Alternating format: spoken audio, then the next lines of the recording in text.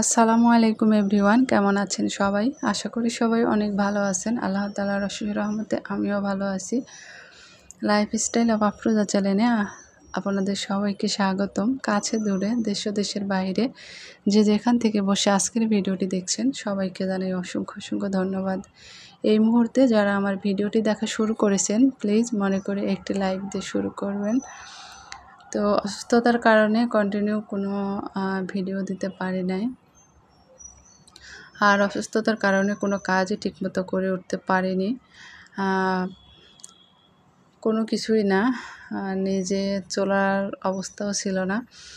যাই হোক, অনেক দিন পরে একটা ভিডিও আপনাদের সঙ্গে শেয়ার করতেছি। মাঝখানে একদিন একটা ভিডিও দিয়েছিলাম, এরপরে আর কোনো ভিডিও শেয়ার করতে পারি নাই। কারণ একটি ভিডিও দিতে গেলে থাম্বনেল টাইটেল নিয়ে ভাবতে হয়, আর ভয়েস দেওয়ারও কোনো এনার্জি ছিল না। তো সবটা মিলিয়ে মানে ভয়েস তো দূরের থাক, আমার মোবাইলটাই মনে হচ্ছিল বিরক্ত লাগতেছিল একটা সময়। তো যাই হোক, অসুস্থতার কারণে কোনো কাজ তো করতে পারছি না। আর এদিকে মা আমার জন্য লাউ চিংড়ি রান্না করে দিচ্ছে। তো ডাক্তার তেমনভাবে কোনো কিছুই বলে নাই এটা খাওয়া হবে না বা ওটা খাওয়া হবে না, তারপরে নিজে একটু সাবধান মতো চলতেছি আর কি। তো এদিকে হচ্ছে যে মা রান্নাটা করতেছিল, তো তখন আমি একটু দাঁড়িয়ে থেকে ফুটেজ নিয়েছিলাম আর কি। তো খুব বেশি সময় দিতে পারি নাই। তো দেখতে পাচ্ছেন যে রান্না অনেকটা কষানোর পরেই আমি ভিডিও ফুটেজটা নিয়েছি। তো আপনারা সবাই কেমন আছেন? তা আশা করি ভালো আছেন। আসলে আজকে অনেক দিন পরে ভয়েসটা দিচ্ছি, তো আর আমি এর ভিতরে অনেকের ভিডিও একটু সুস্থ হওয়ার পর অনেকের ভিডিও দেখেছি। তো অনেক আপুদের ভিডিও দেখেছি বা ভাইয়ার ভিডিও দেখেছি। তো হয়তো বা ঠিকমতো কমেন্ট করি নাই, তাও মোটামুটি ভালোই কমেন্ট করেছি।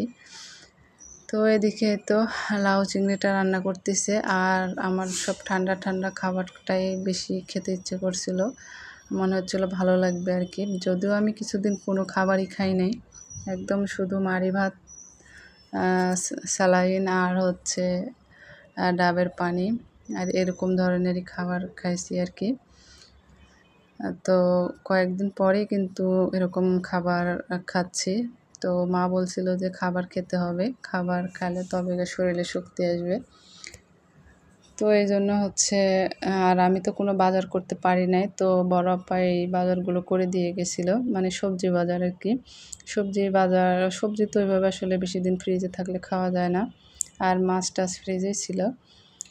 তো এই তো লাউ চিংড়িটা আমার কাছে অনেক দিন পরে, আর হচ্ছে মানে অসুস্থতায় কোনো খাবারই খেতে পারছিলাম না, মানে খাইনি আর কি, মানে খেতে ইচ্ছেও করেনি আর খাইও নি। তো এখন থেকে আমি আবারও রেগুলার হওয়ার চেষ্টা করব আপনাদের সাথে। আসলে আমি ইচ্ছে করে যে ভিডিও দিই নাই এমনটা না, অনেক বেশি সমস্যার কারণে আপনারা ইতিমধ্যে জেনেছেন ভিডিও দিতে পারি নাই। তাছাড়া এত কষ্ট করে এত দূর আসার পরে কি কেউ ইচ্ছে করে ভিডিও দেওয়া বন্ধ করে রাখে বা আপনাদের ভিডিও দেখা? তো আমি হসপিটালে ছিলাম, এটা অনেকে জেনেছেন, আমি পোস্টে জানিয়ে দিয়েছিলাম।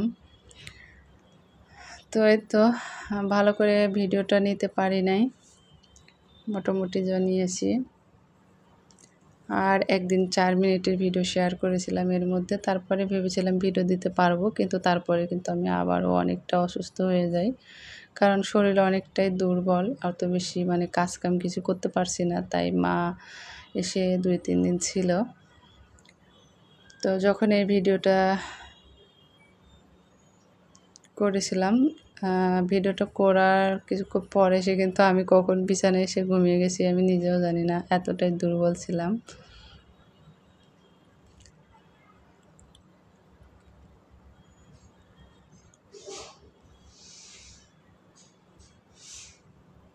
তো এতক্ষণ কিন্তু এই যে লাউটা অনেক সুন্দর করে কষিয়ে নিল মা, আর তারপরে কিন্তু হচ্ছে গরম পানি দিয়ে দিল কষানোর পর। আর এদিকে মেয়ের জন্য একটু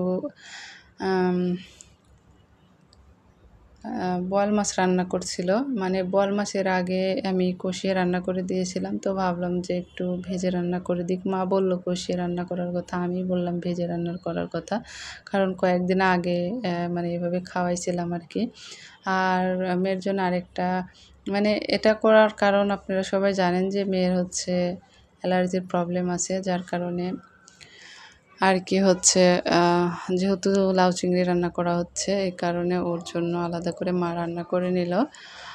আর এদিকে আমি হচ্ছে যে অফ ক্যামেরায় মা খাবার দিয়ে দিয়েছে, খেয়ে আমি ওষুধ খাবো, এর জন্য ওষুধটা বের করে নিয়েছি। আর এই সময়টা মেয়ে ঘুমিয়েছিল, যার কারণে আমি নিজে ওষুধটা নিচ্ছিলাম। আমি সবসময় নিজেই সব কিছু করি, কিন্তু এবার এত বেশি অসুস্থ হয়ে গেছিলাম যে মানে নিজে কোনো কিছু করার অবস্থায় ছিলাম না। তো এদিকে তো সমস্ত ওষুধগুলো মানে দেখে প্রেসক্রিপশন দেখে নিচ্ছিলাম। আর আমি প্রথম যে ডক্টর দেখিয়েছিলাম, এরপরে কিন্তু আমি অন্য ডক্টর দেখে তারপরে এগুলো সব ওষুধ দিয়েছে। আসলে এমার্জেন্সিভাবে যখন হসপিটালে ভর্তি হয়েছিলাম, তখন এক ডক্টর দেখানো হয়েছিল। ডক্টর খারাপ সেটা বলছি না, আসলে আমি নিজেই চলে এসেছিলাম। মেয়ে যেহেতু অসুস্থ হয়ে যাচ্ছিল, এই জন্য আমি আর কি ভর্তি থেকে ছুটি নিয়ে আসছিলাম। তো যখন ছুটি নিয়ে আসি তখনও কিন্তু এতটাও অসুস্থ ছিলাম না, মানে একেবারে অনেক বেশি অসুস্থ হয়ে যাই তার একদিন পরে। তো যাই হোক, অনেক কথাই বলে ফেললাম। তো ভিডিওটি দেখতে দেখতে যারা এ পর্যন্ত চলে এসেছেন তাদেরকে জানাই অসংখ্য অসংখ্য ধন্যবাদ। আমার আপু ভাইয়েরা আমার জন্য অনেক দোয়া করেছে, অনেক অনেক দোয়া করেছে, আমিও তাদের জন্য দোয়া করি। তারা পরিবার পরিজন নিয়ে যেন অনেক ভালো থাকে, আল্লাহ তাদেরকে যেন হেফাজত করে। তো এই তো আপনাদের সাথে কথা বলতে বলতে আমি কিন্তু প্রায় ভিডিও শেষ পর্যায়ে চলে এসেছি। আর এখন আসলে আবহাওয়া চেঞ্জ, অনেকেই অসুস্থ, তো সবার জন্য দোয়া রইল, আল্লাহ যেন তাদেরকে খুব তাড়াতাড়ি শেফা দান করেন। আর সবাইকে অনেক বেশি ভালো রাখেন। আর